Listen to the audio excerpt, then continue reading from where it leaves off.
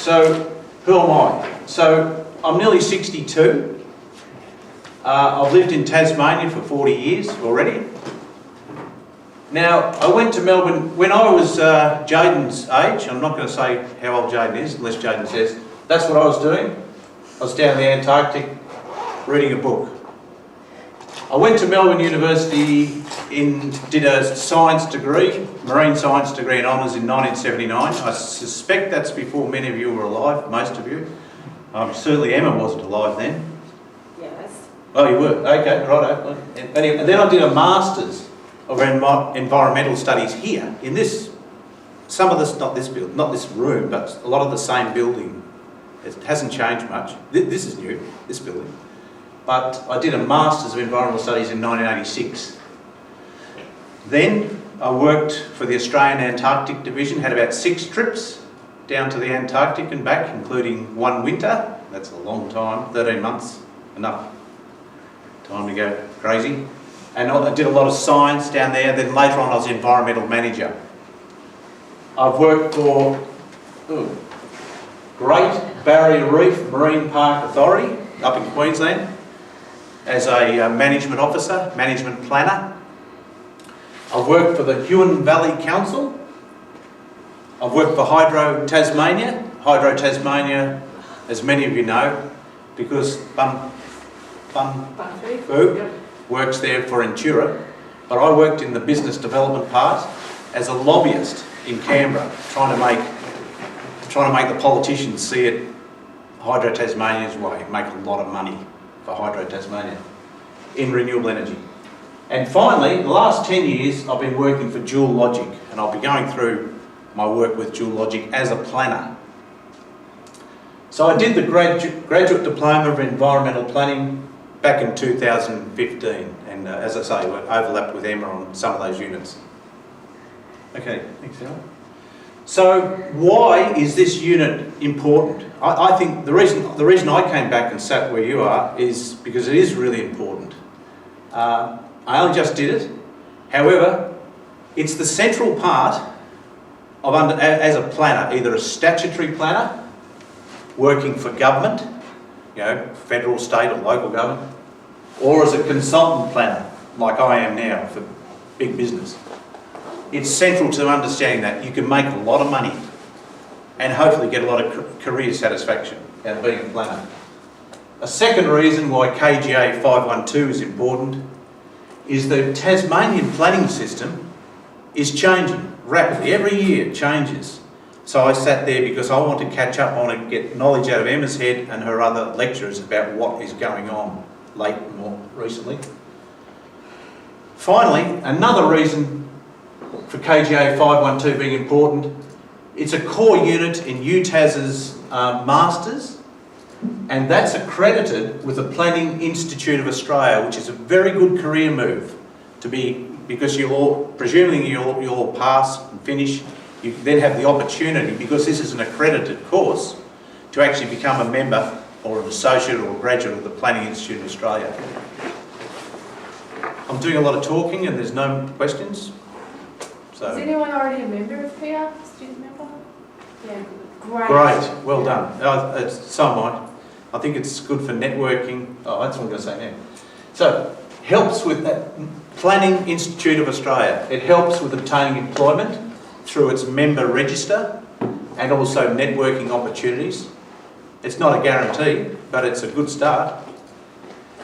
You get to put these letters of professional organisation after your name.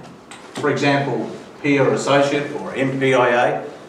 Now, I actually think that's quite useful when you're trying to sell yourself for a job. If you've got that, you're a member of a professional organisation. It has news and publications. There's its fees. I just got this off the website before coming to the lecture. Well, this week I mean. $88 a year for a student, $390 for a graduate, and full member $721. And very importantly, and another reason that I've been sitting here learning, getting fresher skills, is that to stay a member of the Planning Institute of Australia, you need to undertake 60 hours of continuous professional development, CPD. That's over a 2-year period. Now, I was able to negotiate with Planning Institute of Australia and with Emma's help to say, if I come along to this course, would you please accredit my hours in this course towards my CPD? And they said, yeah, yes. So, another benefit. Oh, and actually, that's a benefit of attending KGA 512. Tasmania. There's no doubt. That's Tassie. So, who is Dual Logic? That's who I work for. Dual Logic is a renewable energy, very small company, 3 people. We're based in Hobart and we started in 2009. So we've been going for 10 years. Now 10 years in a small business isn't bad because a lot of them fall over in the first 2 or 3 years. So we're still going after 10 years. My role in particular is as the planner and also environmental consultant. And I can assure you that KGA 512 helped me continues to help me directly in this role. So we've developed, we might go back a slide. We've developed Flinders Island and Van Diemen's Land wind farms. Could we go back? Yeah. Flinders Island up here, Bass Strait. We've got, our wind turbine does 25% of the load there. And Van Diemen's Land is over here. It's a huge chunk of agricultural property. We put up 2 smaller wind turbines. You may be aware that there's already a large wind farm in here. Well, we put in a small one in here.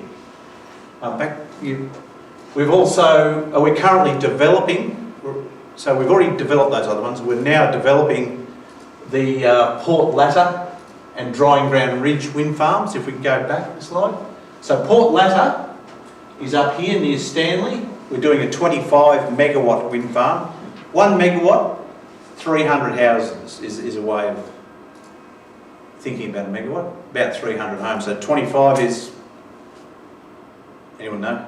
25 times 300? 7,500. Well done, Jaden. That's got to be a good mark, that one. Thank you. Thanks, Jaden. Then Port Latter, Drying Ground Ridge. Drying Ground Ridge, so Drying Ground Ridge, this is top secret now. Stop camera, top secret. Drying Ground Ridge is about in there somewhere, and hardly anyone knows about that yet. But that's going to be pretty big. That's going to be more like 100 megawatts if we have our way. So, also we had a key role, I'm talking about Dual Logic. We had a key development role in the Cattle Hill Wind Farm. What happened with Cattle Hill Wind Farm? It's right in the centre of Tasmania. It's started in 2006, and partly because of the planning difficulties, partly because finding finance was difficult, 2 other developers had a crack and they couldn't develop it. And then in about 2000, and then it reverted to the landowner. He actually bought the rights to develop it. But in about 2014, Dual Logic got involved and said, okay, well, we know the landowner. We also know the wind turbine developer, Goldwind, that's a Chinese company, 2nd largest wind turbine manufacturer in the world. If we can bring them together, maybe the wind farm will work, and that's exactly what's happened. So we had a development role there, and we also, we got an incentive payment out of that because we brought it all together. But then we had a lot of high-paying consulting work, or relatively high-paying. Me as a planner, again, thank you KGA 512. And the reason is that planning is difficult to navigate if you're a developer. It's a black hole, it's a dark science. They just don't understand, almost like legislation itself. So having this degree, having this qualification is extremely helpful. Oh, sorry, just before we go off that, just back, yeah, that'll do. So that's Flinders Island turbine. And here, a bit hard to see, but we're putting up a meteorological mast to measure the wind data up at Drying Ground Ridge. And we can, yeah. So Cattle Hill Wind Farm. Can you, Jaden, for example, can you see that map? Yeah. Oh, good. Okay. Turn the lights. Maybe, would you mind, maybe if we just hit the lights? Thanks, mate. Ah, thank you, that's better. So it's right in the centre of Tassie, Cattle Hill Wind Farm, located near Lake Echo. 148, say 150 megawatts, 150 megawatts times 300 is how many homes? 4,300, I think it might be the next level up, about 43,800. Anyway, say about 50,000 homes. It's 5% of Tasmania's power. It's under construction. This is what the land looked like beforehand. It's high, it's windy, and it's very close to electrical connection, all the things you want as a wind developer. Now, in this large project, in the Cattle Hill Wind Farm project, I thought I'd try to explain where planning fits in. You need a lot of inputs to make a wind farm develop. You need to get money from someone. You need to be able to sell your power. You need to make sure that your wind resource is adequate. You need to make sure the community backs you. I mean, there's plenty of examples when the community does not back a wind farm and it falls over. You need to understand the construction. For example, what sort of geotechnical area you're building on, how will you transport the major components to the site. You need an electrical connection that will work. You need to be able to tap into the Tasmanian electricity grid. And you, of course, and this is relevant to us in KGA 512, you need your planning and environmental approval. Without any one of those, it falls over. So, in a major project, such as the $350 million Cattle Hill, how much does it cost to get your planning approvals? Well, around about 3.5 million, about 1% of the total capital cost. Now, because we're also, I think I mentioned to you, we're developing Port Latter as well, 50 megawatts, a bit smaller, up near Stanley. We've spent $1 million on that, out of a capital cost of 50 million. So that's 2% of the capital cost is the planning cost. So it's quite a significant slice, and it's not directly proportional. The smaller projects are actually, the planning costs are even higher. This is really interesting in the context of what Dan said earlier about how important it is to be organised and not delay and not to make this any more complicated than it needs to be. Yeah. This kind of really puts that in context. Yeah. Yeah. These are real numbers and you're spot on. Mm. Yeah. Okay. Now I'm drilling down as I go. I don't know if you remember the organisational slide, the very first one. I told you what I was going to say. But we're now down to the point about the specific case study under the wind farm. So to get your planning approvals, all those things that you've been working on in the first couple, 2 or 3 assignments, the DA, the development application, we needed one for the wind farm itself up at Cattle Hill. We needed a DA for the meteorological mast. Can you see that, Jaden? That's just a long skinny line. Yep, you just said. Just see it, okay. It's a very tall tower measuring the wind. We needed a development application for that. We needed a development application for Identiflight. Now Identiflight, maybe I should just grab this in here. So, this is your turbine. Okay, probably a little bit dark, but anyway, there's your turbine. From there to there, 110 metres. From there to there, another 70 metres. So, what's that? 180 metres, 600 feet in the old speak. This thing here is the nacelle that houses the generator. These towers come in 5 sections, and Haywards in Tasmania is making, we think, maybe, Jaden, maybe... No answer back yet. No answer back yet, but probably one of these. These bottom sections are just too big and thick to make here.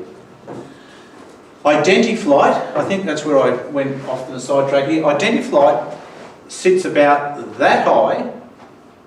Now, there are 48 of these spinning slowly. Here comes an eagle. Oh, no one's very happy about that. None of the environmental regulators are very happy about that.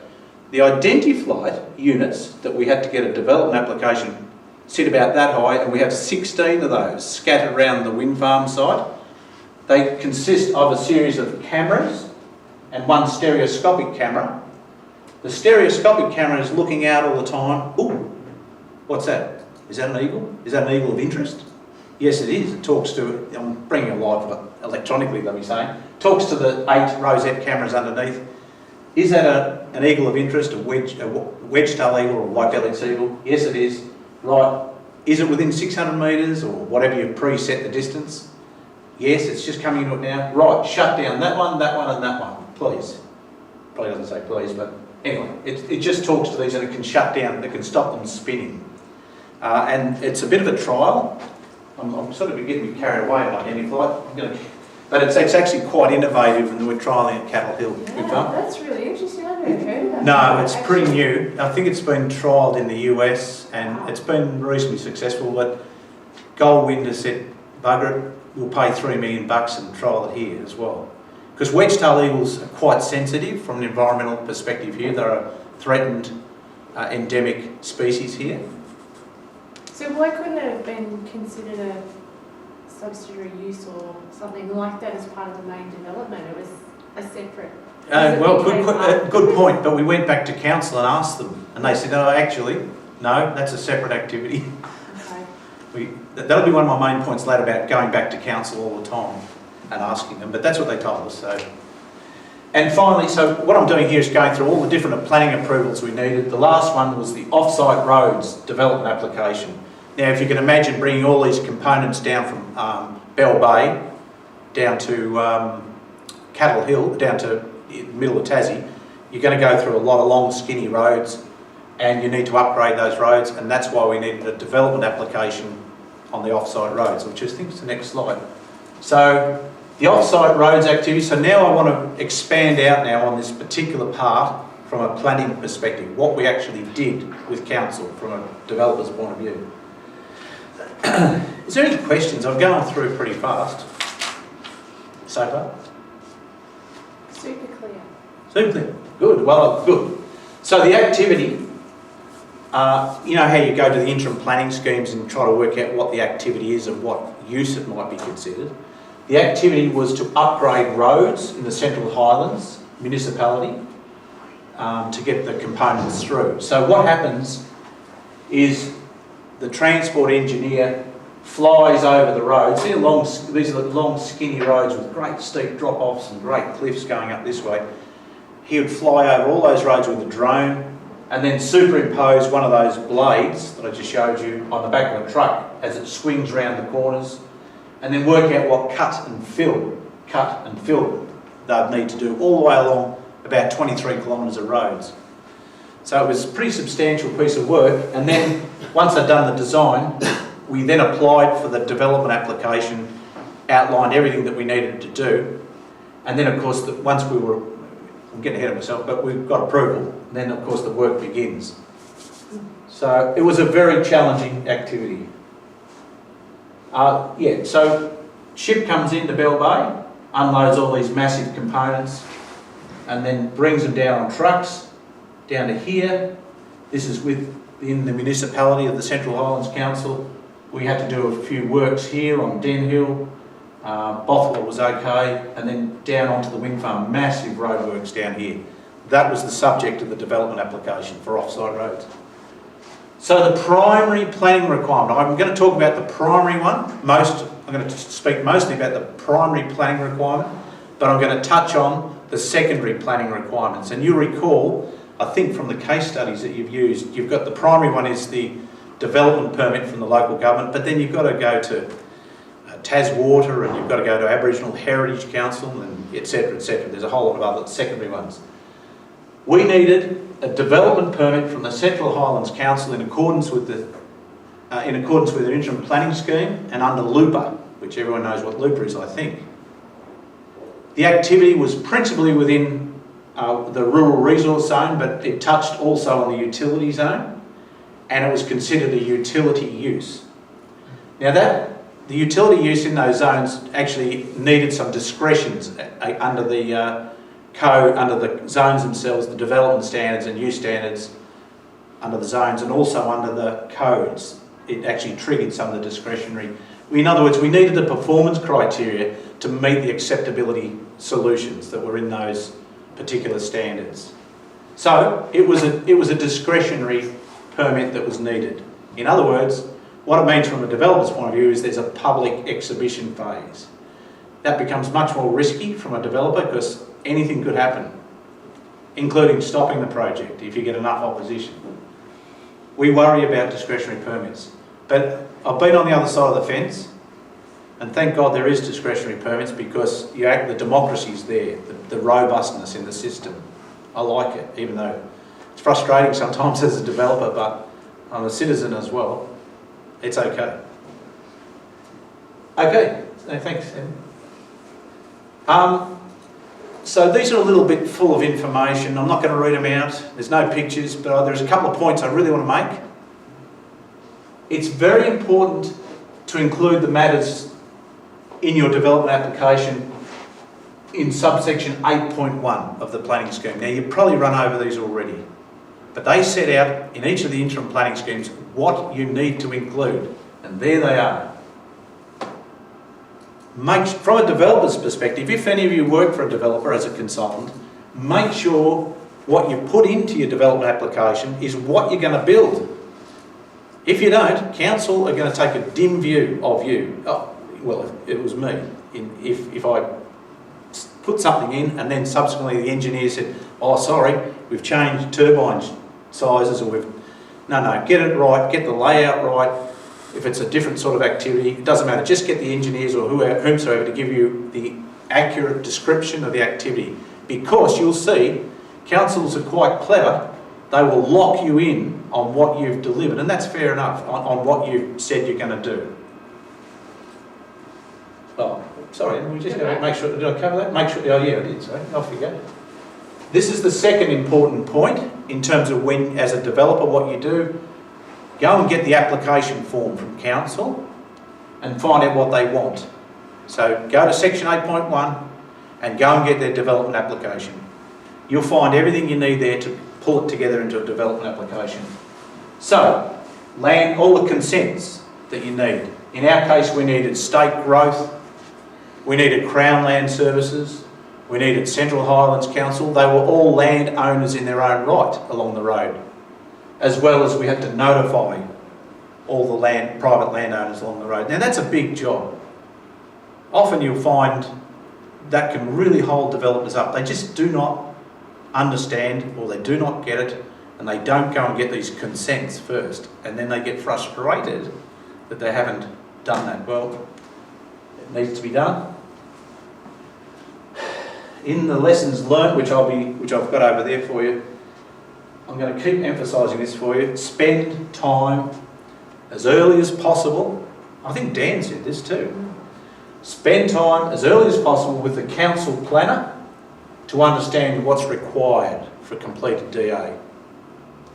Who was that? Was it Lauren who was here? Yeah. Yep. Lauren did a great job she was also a graduate of KGA 512, and I could tell by listening to her that she'd be a really useful person to walk into as a developer and say, Lauren, well, Mrs. whatever, it doesn't matter, Lauren, what do I need to do in terms of my DA? And she had really good knowledge. She said, well, you need to do this, and this. The more time you spend doing that, the quicker it will get through the system. Any questions so far? So the secondary planning considerations, I've listed them all out there, there's heaps of them. They all need to be addressed. But I want to mention two in particular. The Commonwealth Government's Environmental Protection and Biodiversity Conservation Act. That is, I think Dan mentioned, that's legislation at the Commonwealth Government level that is all about protecting matters of national environmental significance. And also at the Tasmanian Government level, the Environmental Management and Pollution Control Act. And I'm sure probably all of you are familiar with those two pieces of legislation by now. They're critical. What we did is we employed a specialist ecologist to go and survey the transport route, particularly for these threatened species, matters of national environmental significance. And on the back of his report, we were satisfied that we didn't need to trigger these. It's always a risk as a developer, because if the Commonwealth Government takes a different view, they can still call you in. If the state government takes a different view, they can still call you in, or local council can even refer your application to these authorities. It was okay, we were right. We didn't need to do those things based on the specialist report. Okay. So, I guess, so I'm just thinking about eagles who could potentially be an MDS. It wasn't thought that there was enough activity in the area or no nests in the area? No nests. Right. No use of the area. But the wind farm was different. There was nests and use, Right. but not the off-site roads. Yeah, okay. The off-site roads are already pretty well impacted by the transport that's already been going up and Yeah, down. okay. That makes sense. Yeah. Next one? Yep. Okay, so if you remember from about 2 slides before, I said getting a complete DA is very important from a developer's point of view. And I outlined the sections of 8.1 and also the planning application, and also spending time with the council staff member themselves. Once you've got all that clear, you go ahead and you pull the development application document together. In our case, it was 100 megabytes of data. It consisted of quite a few specialist reports. You have to pay them. You pay a transport specialist, flora and fauna specialist, Aboriginal heritage specialist, European heritage specialist, traffic management plan specialist. Get all that work done. But also, we addressed these things. And pretty importantly in here was the planning assessment against the zones, use standards and development standards, the codes, any other overlays that were relevant. Anyway, that's what we did. Then we lodged the DA and all those requirements that we had with Central Highlands Council. Now, developers want a decision, like us, want a decision made efficiently to avoid wasting time and money. And the quickest way is, council has all the power. Developers don't, council does. You spend time, spend time with the council planner, finding out what you need to do. And then when you take your DA in, when we took our DA, and if you guys are doing the same, actually it's worth spending time saying, this is what we've got. Can you see any immediate problems with it? And they'll normally say, because they're nearly always helpful, they'll go, okay, it looks like you've got mostly, actually, your road diagrams are going to be hard to understand by the councillors themselves. Maybe you could redraft those, but otherwise you're okay. Okay, thanks. But they also say, actually, we still need a bit of time to see if it's complete. They always have, buy themselves a bit of time. As a safety, that's good, that's okay. But as a developer, you can already hedge off a lot of what they want by doing those things I said. Because once you lodge a discretionary permit application, there's basically 42 days for the council to make a decision. Now, if you think of it as a clock, and on she goes, the time goes on, they've got 42 days. That's really good from a developer's point of view because you know it's not forever. However, if the council staff at this point in time go, actually, you're missing something, just ring up, you forgot to put this and this, and then the clock stops. Council is entitled to stop the clock. As a developer, you don't want that to happen. Again, we put the effort up front to make sure they've got all they need. And even, actually, I used to just ring them up and say, how's it going? Are we missing anything? And they always helpful. And we're pretty good, we didn't miss much. And pay the fees. Otherwise, if you don't pay the fees, the clock doesn't start as well. Then, in our case, because it was a discretionary permit, it was advertised in the local papers and also in the area. Now, this is an actual one on an old tree stump, which is along the way. They had put up a lot of these notices. Yep. Public comments. None. Really? After all that, 100 megabytes, all this work. So how much effort did you need to put into talking to neighbours, or were neighbours not really that much of a concern with the development? There was that office in Bothwell, which was the, what do you call it? You know, like basically, it's the project office, which is set up for people to come in and find out. We had to notify every landowner that we were going to submit the DA. it's a remote area. I can't explain why there were none, other than what I was just saying, that we did have to contact every landowner, but they're not the only users of the area. We've got shooters, tourists, but we've got none. It's also interesting in the context that people could write in and say, I think this is great, this would be great for Tasmania. None of those either. None. Zero. We would have written in, wouldn't we? Go, Rick. Yeah. Well, that would have been good. Yeah, because you can do positive submissions. Yeah, It's unusual, but... yeah, sorry. Yeah. Sorry. That's I wonder what the public could do if they actually detect some adverse impacts of the development after the completion of the development. What could the public do about it? Complain, but if you're saying we've already got the permit and then you find out, oh, actually, hang on, I wish I'd had a whinge about it and complain, is that what you mean?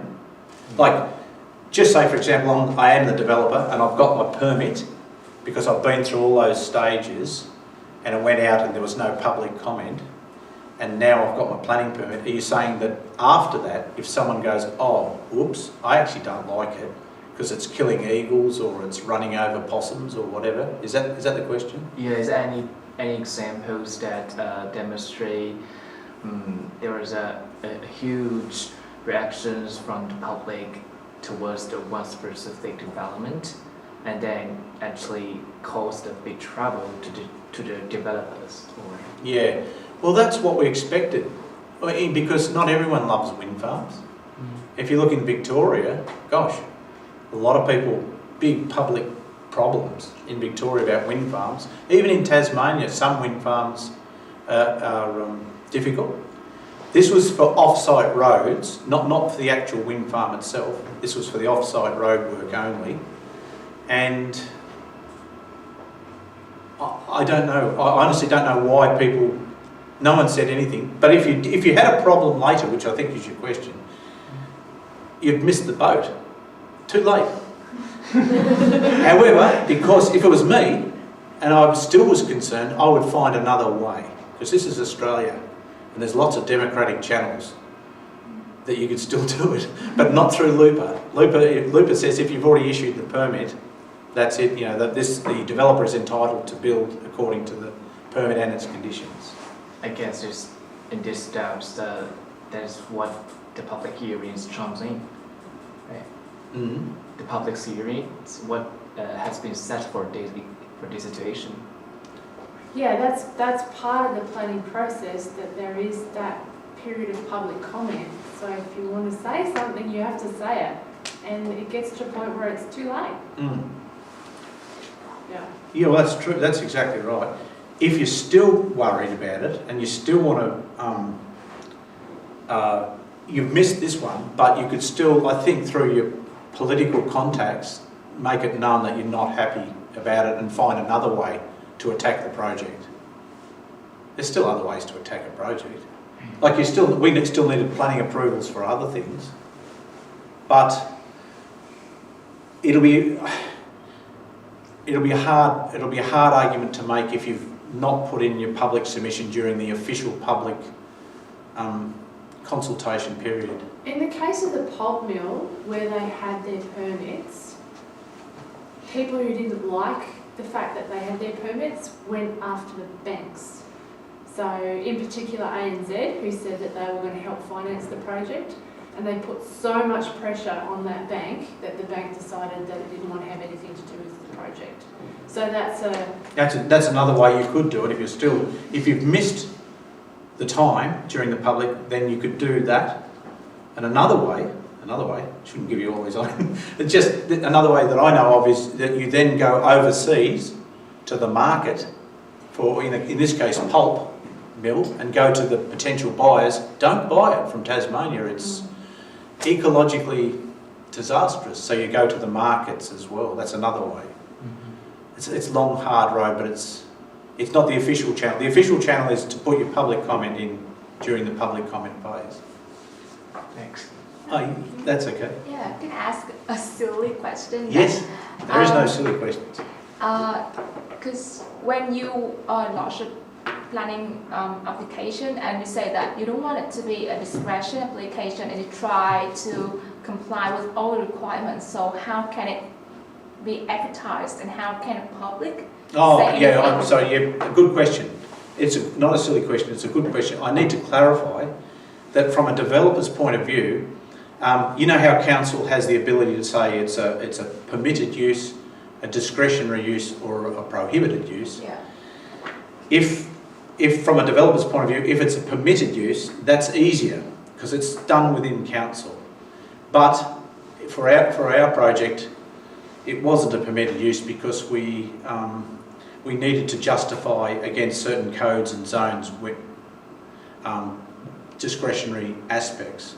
So all I was saying really was as a developer, we prefer when it's permitted, it's a lot easier, but when it's discretionary, it's more difficult because of the public representation phase. It was just a preference. That's all I'm saying. We prefer it to, but we don't have any control or influence. It's the council that tells us. Oh, okay. Yeah. So you mean working on the wind farm is discretion already? The wind farm required a development application as well, which was also a discretionary permit.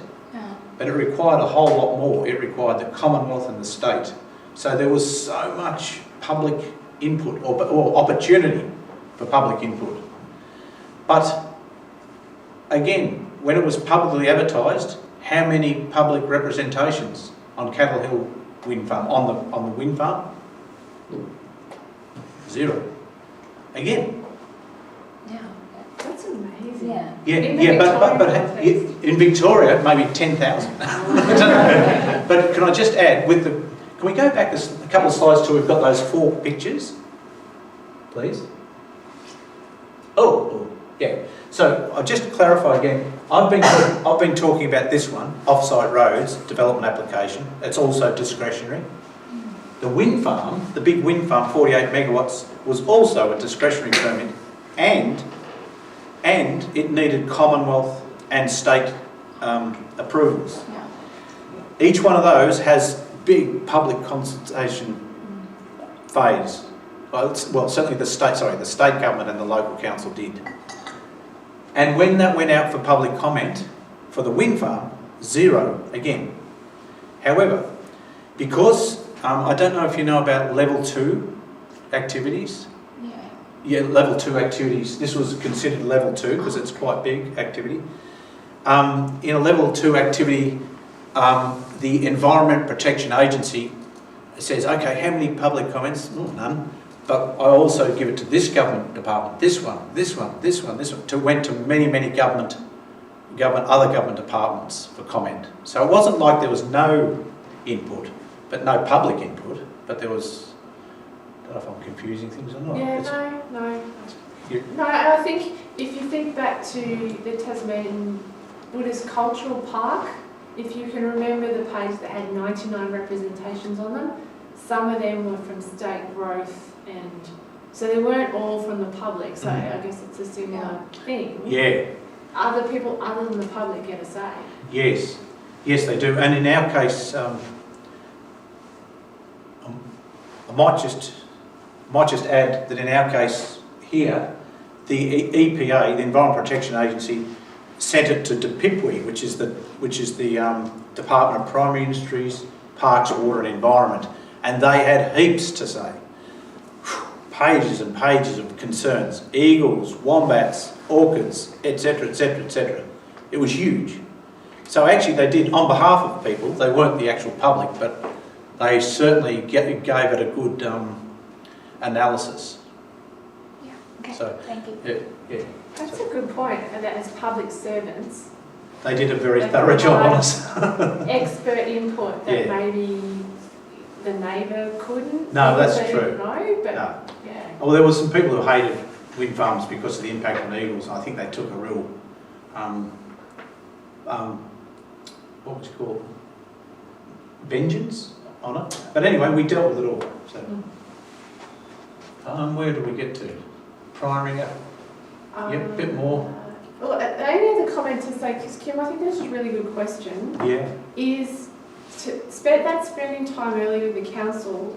So I'm kind of channeling Dan now. I know what Dan would want to say here is, if you talk to the council planner early for, say, a house, and your house is a bit taller than it could be under a permitted use, the council planner might tell you that.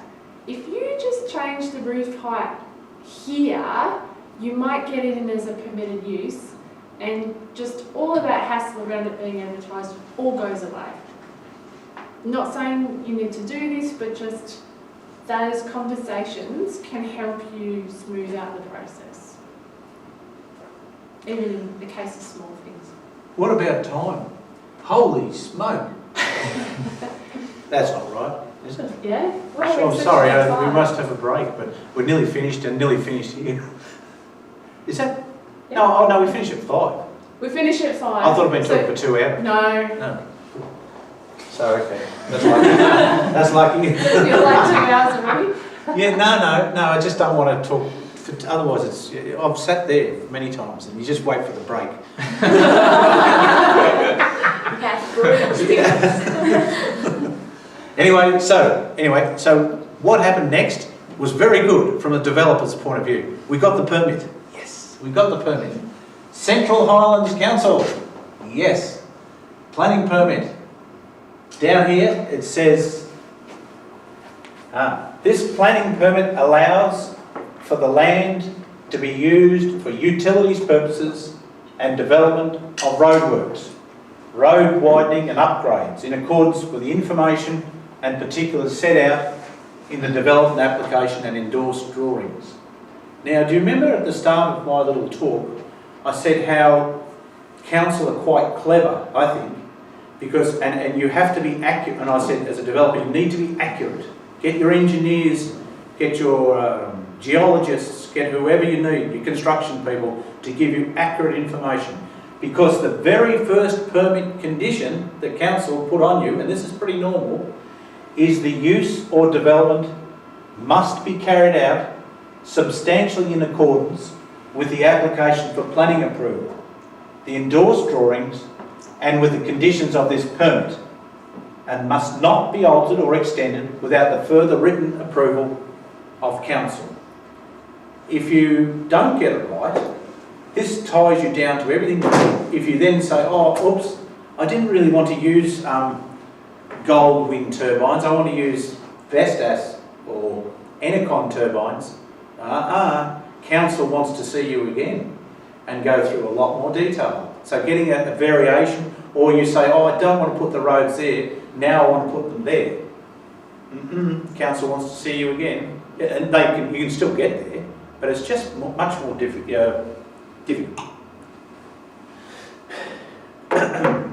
Yep, please, Emma. So what happens, you've got your permit, from a developer's point of view, you've finally got your permit, and everyone's pretty happy. But that's not the end. You've got your permit, you've got your 18 conditions or 25 conditions, and that one very big important one. Is that the end of the process? No. No, Goldwind are a very good developer. They've thrown a lot of money into developer auditing every 2 weeks, the permit conditions themselves. They don't have to do that, but they do it. Now, remember I'm in Dual Logic and I'm a consultant. That's good for us, because we get to do it. This lady here is Sue. She's from Dual Logic. And one of the permit conditions, I think, was maybe make sure that drainage and sediment control, that there are certain measures in place. So we write up an audit report to Goldwind. It doesn't go back to council, it goes to Goldwind. But council also conducts occasional inspection of the permit and the activity. Not as much, because council hasn't got much money. It's true. Okay? Okay, now you've seen this, but I'm going to do it again. Because this is, I want to point, this is the Ouse River. The wind farm, just here. Many of you have already seen this, but I'm doing it again.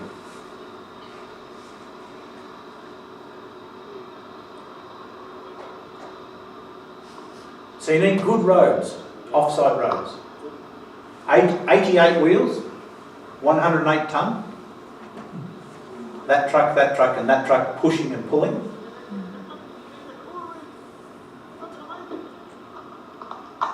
Now you can see the off-site roadworks here that I was talking about.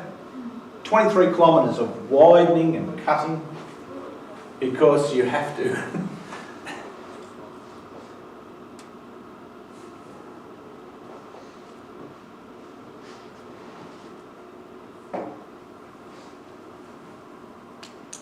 A lot of escort vehicles. Were you holding your breath? No. No, I wasn't, because they've done it pretty well. Yeah. I was just super excited. It's so spectacular. Oh, I was so happy.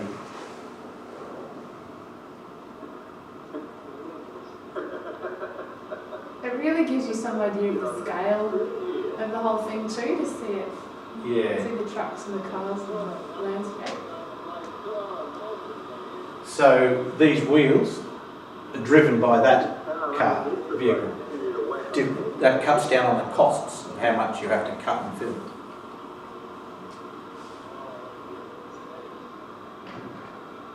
You can see the fire that's been through here, burnt everything. We put all this threatened species things in place, protection. Vroom. Fire, took it all.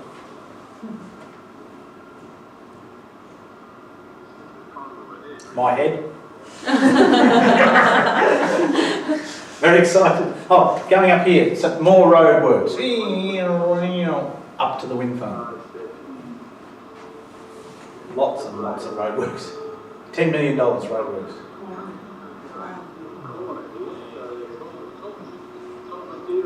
Anyway, that's basically them. I think I've got a couple more slides.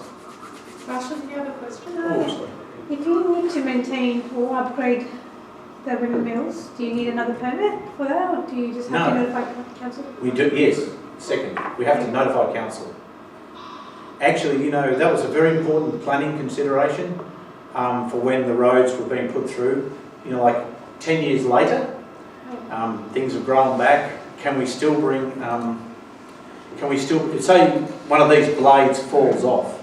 Oh, we've got to go and get another blade and then bring it back down. Is the road still okay? So that was an important, but no, we don't need another permit for that because it's already in place. Yeah. Okay, lessons learned. Getting very close to the end, and that's a handout here. And according to Dan, this is a very important part of from my developer point of view. Just wait till Emma's. Oh, Joan, can you hand out the nut, mate? I forgot about that. Sorry. Jeez. So I've asked Jaden to hand something around to try to break up the talk a bit. If you're strong enough, you can hand it on.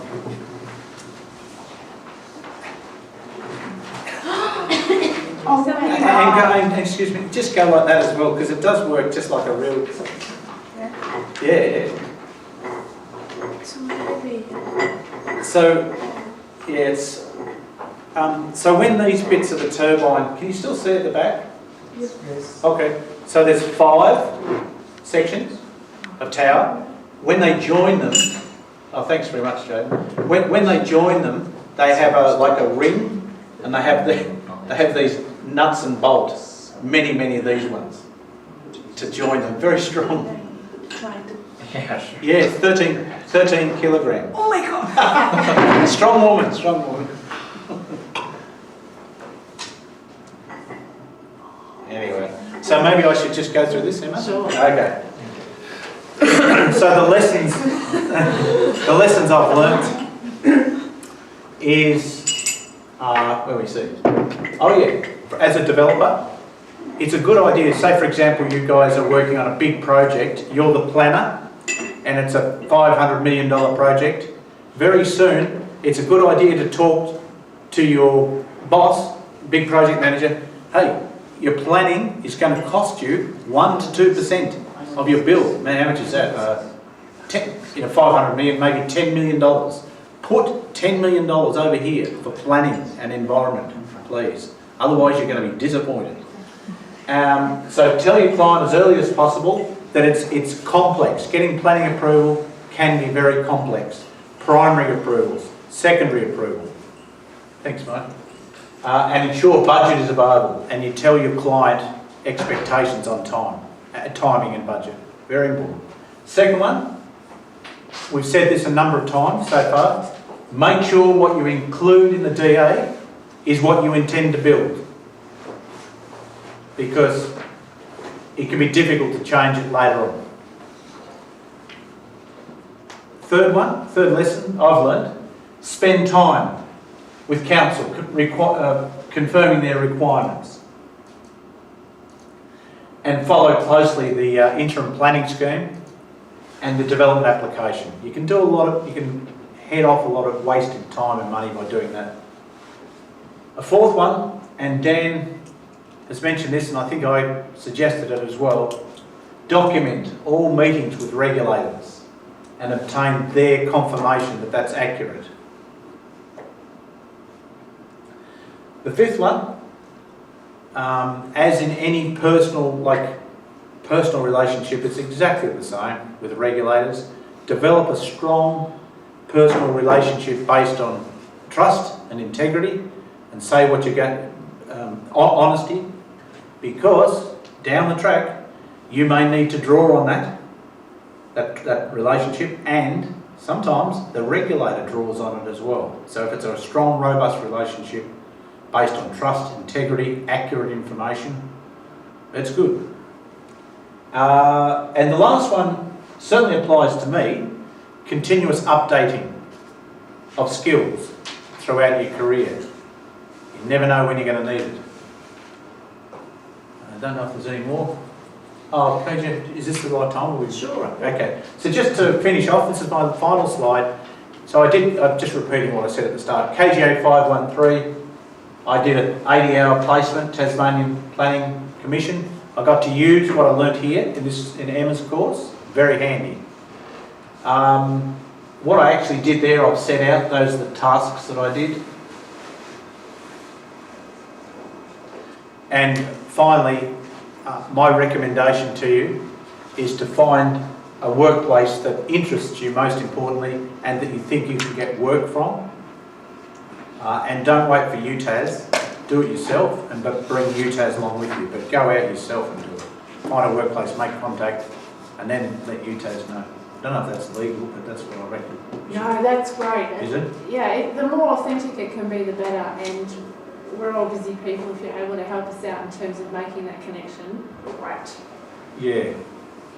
Yeah. So, any more questions? Because I think that's the last slide, isn't it? That's great. I had a couple more on the bottom. They're just pictures of the wind farm. I just wanted, for the students who are not here, the distant students, I just want to show you this crazy heavy thing. Just as well to go to the gym. Yeah. Oh, it's made of styrofoam. I'm just really weak. But, Sorry. so I'm sure you're not. tell us again, where is this? This holds. That's a flange bolt. Right. So it holds the flange between the sections of the tower. Oh, I It's know. got to be strong. When you look up, you can see them. Yeah. Yeah. All right. I have a tiny question to Oh. back up. So, first of all, it's very sincere and very helpful advice from you, and I appreciate it. Thank you. And when you decided to appropriate the planning budget, do the planner allocate it to one certain consultant